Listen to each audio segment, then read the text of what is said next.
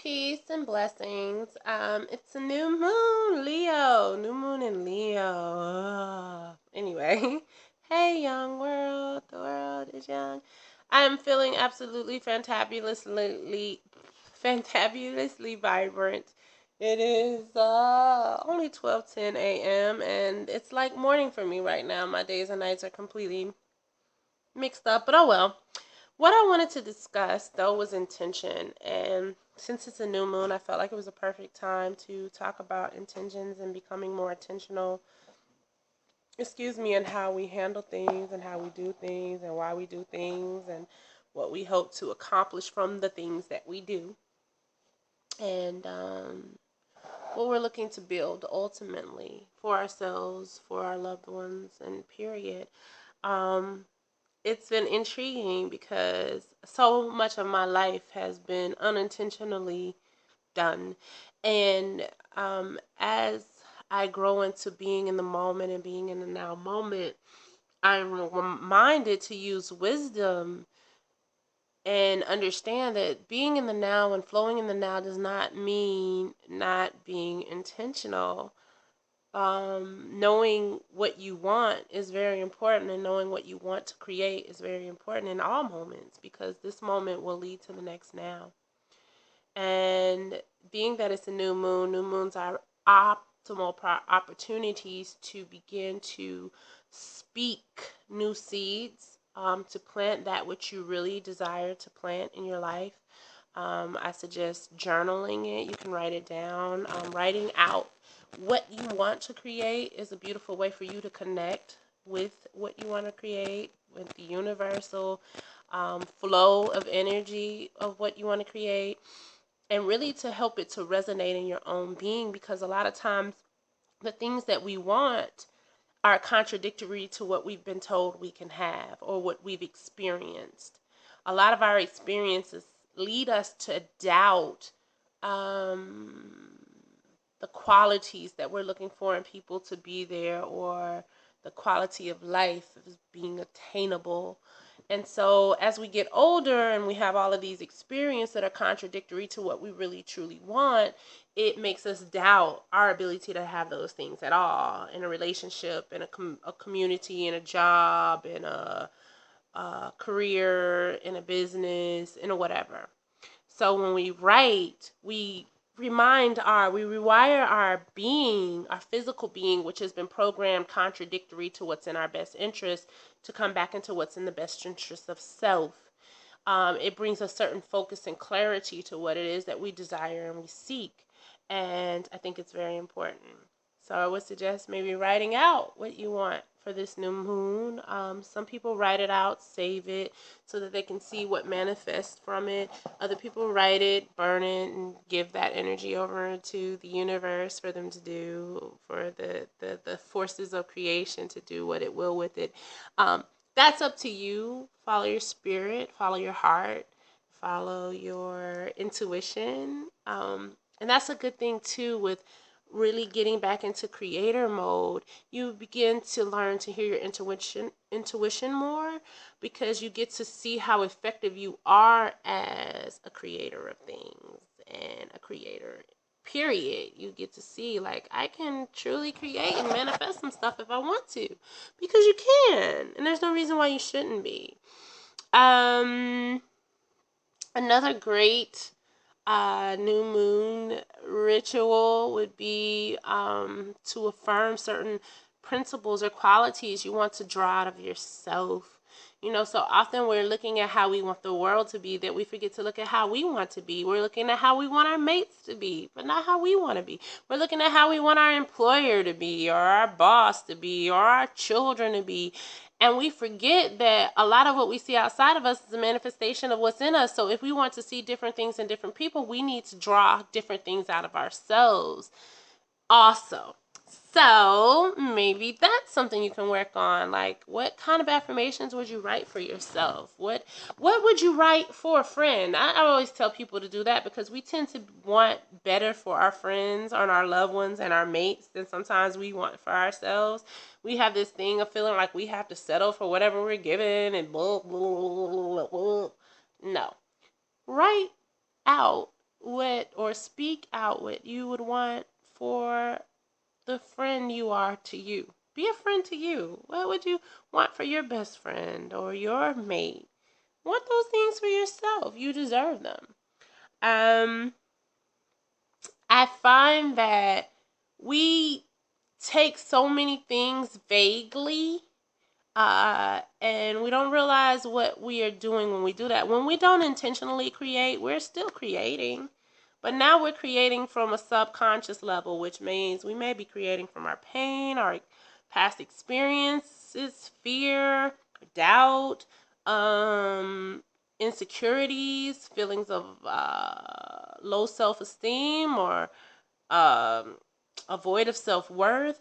So when we become intentional creators, we begin to create from a place of knowing who we are and what we came here to do. At this stage in my life, it's just like I don't feel like I have any more time to be doing shit haphazardly, for lack of a better term. Shit haphazardly. Like, oh, I don't know why I just did that. No, I need to know why I'm doing everything that I do. And being in the moment doesn't take away from me being aware. That's what I love about awareness. Awareness is connectivity, it's intention, it's understanding, it's being observant. It's not just haphazardly doing shit and then wondering why you end up with this later. No, it's going in with a focus and a clarity as a creator that you ought to want to have, because everything you're doing is creating something. I'm nowhere where I want to be with all of that, mind you. This video is as much for me as anyone else. But just becoming really intentional. Like when you connect with a person, what are your intentions with connecting on a friendship level, on an emotional level, on a business level? Like, what is your blueprint for that interaction? Because these things are coming to propel you into your greatness, or to make you remember that you are great. So use them for what they're for. You know what I'm saying? Come in, if you start a new friendship, have a type of intention that me and this person will be better individuals when we walk away. I will add something to this person's life. This person will add to my life. This will be a reciprocal union. We will invest in each other. We will blah, blah, blah. Or this situation is one where I'm coming simply to serve. I may not receive anything from this person physically, but I will receive everything that I need to receive from this person supernaturally. I will grow from this situation. I will blah, blah, blah, blah, blah. It's like, I don't know. I just feel like we need to be more intentional. I need to be more intentional. Okay, let me not say we. I need to be more intentional. I'm tired of haphazardly creating things that I have to deal with. I want to be a deliberate creator, and we have that ability to be that. So why aren't we being that? We can blame life, the world, the universe, the devils, the gods, the children, the husbands. We can blame whoever we want to blame, our mothers, our fathers, our school teachers, our government, politicians, war, rape. We can blame it all. But at the end of the day, at some point, we have to be more intentional about how we perpetuate what has been perpetuated onto us. How do we carry that currency into next experiences? Do we cut off certain currencies, or do we perpetuate them and master them and become masters of dysfunction, and become masters of no functioning, and become masters of da da da da da? Or do we become masters creators, and do we nip certain energies in the bud and then move the currency and the flow that we want and intend to move into being? I don't even know if I'm making sense right now, but I hope I am. I hope you're understanding me, because I can't even hear myself. This is like so coming from somewhere else. I'm not even thinking, it's just flowing, so I don't know how I sound. But anyway, what are you creating? What do you want to create in your life? I was told just recently that I could have whatever I want, and for the first time in a long time, but believed it. I actually believed it again. And I was talking with another friend of mine, and they were saying, but it's hard to get that in 2013. I'm like, no, it's not hard. I've been in my own way because I've looked and let experiences that I created or that were created haphazardly dictate something that I knew before I was even an adult. There were certain things I knew about my life as a little bitty child. I really knew. I knew about love. I knew about relationships. I knew about these things. And I've let the dysfunction that I've somewhat experienced critique something so beyond the experiences that I've already had. You know, it's kind of like saying that the person who walked before there was a car,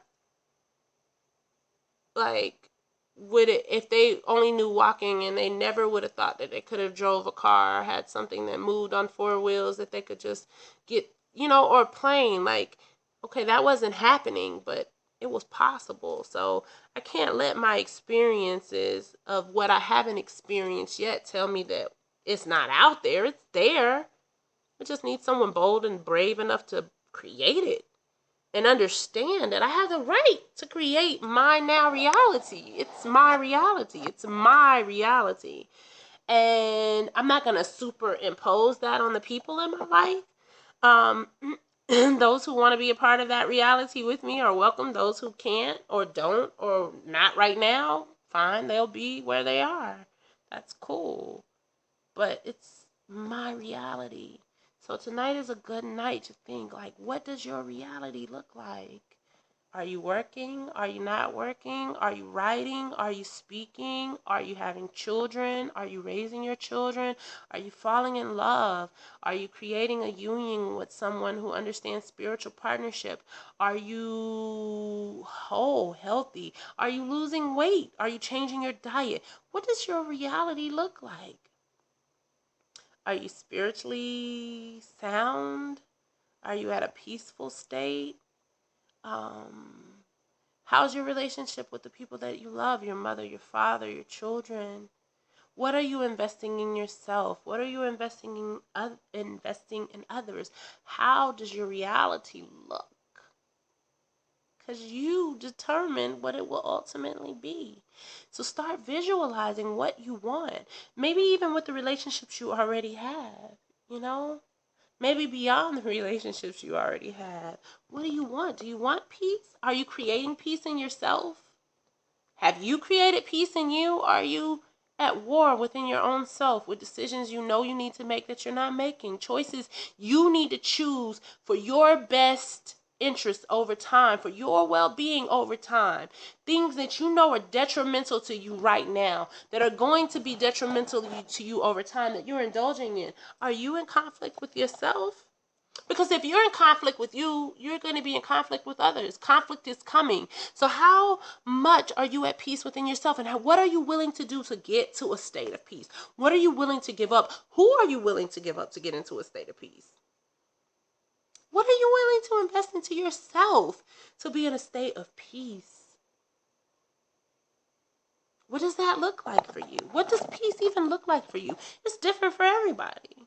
What does peace look like? What does joy look like for you? What does loving yourself look like for you? You know, and these are the things that are so wonderful to explore, especially at this time, because all of those things, it's the season for planting. And when you plant at the appropriate time, you reap a harvest at the appropriate time. So what do you want to plant? How does it look? How does it feel? Feel what your reality feels like. Not the reality that you're living right now, but the reality that you know could be. That reality that you dreamed when you were 5 or 4 or 6 or 7. What does happiness look like now for you? How does that feel? How are your finances? What are you creating with your finances? Are you struggling? Are you worried? Do you trust the universe? You've seen the universe provide over and over and over and over and over again, yet you're still worrying over and over and over and over again. So at some point, we have to break cycles and patterns of thinking so that we can move on to the realities that really propel us into next nows the nows that we want to experience, Not the nows that we have to experience to learn some grand lesson. Not the nows that, don't you want to learn a lesson that is a happy lesson to learn? Like, how many happy lessons have you learned lately? Are all your lessons painful, struggling, tried, and true? That's because that's the only way the universe can get your ass to listen. Don't you want to listen differently? I know, I want to listen differently. I've shed enough tears. I'm not against tears. Tears are wonderful. They're beautiful. They are a wonderful aspect of release and healing and all of that. They can be ceremonial. They can be happy. They can be sad. But I want more laughter in my life. I just do. I don't want to learn every lesson the hard way. So I want to be more intentional on what I create, what I ask for. What am I asking for? I say I want this kind of relationship, but then I'm settling for this kind of relationship. Do I really want that kind of relationship? Or am I just blowing smoke up my own butt? What do you want? Because if you really want it, why aren't you getting it? Why aren't you giving it to yourself? I always say if you don't have what you want, it's because you haven't decided to give it to yourself. Nobody would be able to bring into your life something that you haven't decided that you're worthy of, you deserve, or that is yours. Nobody can come and bring that. No man, no woman, no child, no job, no nothing. You'll just have the child and be miserable. You'll have the man and you'll be miserable. You'll have the job and you'll be miserable. You'll have the money and you'll be miserable. You determine what you're going to have. It's going to come from within you first. And then you can begin to draw that out of the beings around you and the things around you. And you can begin to find that beauty everywhere. But if you feel like ugliness is all there is, baby, I don't care if the most beautiful whatever comes in your face, you're not going to be able to see it. So what are your intentions right now? What are you creating and why are you creating it? So people laugh at me and they're like, you need to go with the flow and you need to be in the now. Yeah, I want to be in the now with the people I meet, but I also want to be intentional. I want to know why I'm doing what I'm doing. I want to have a vision and a focus coming in on the front end. And I want to connect with people who want to have that kind of vision and focus coming in. I don't want to just be doing stuff to be doing it. Because nothing that we do is without a manifestation. Nothing that we do is just for that moment. It echoes in time. It echoes outside of time. When I look at our ancestors and I look at the different beliefs, everything is about building the eternal self. We spend so much time focused on this physical being that we forget about the eternal self.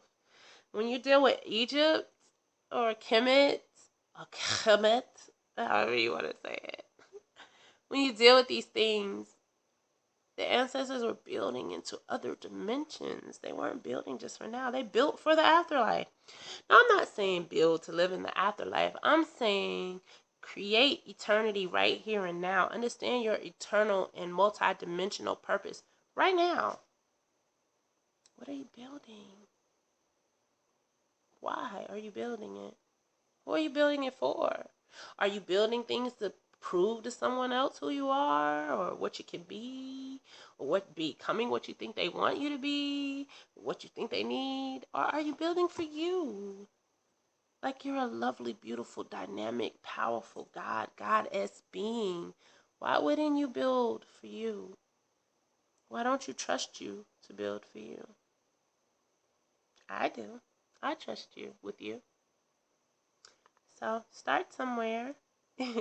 Bake some intentions. Write them down. And share them with those you love or keep them to yourself. And trust yourself to know exactly what you need and to draw that out of every person and every experience.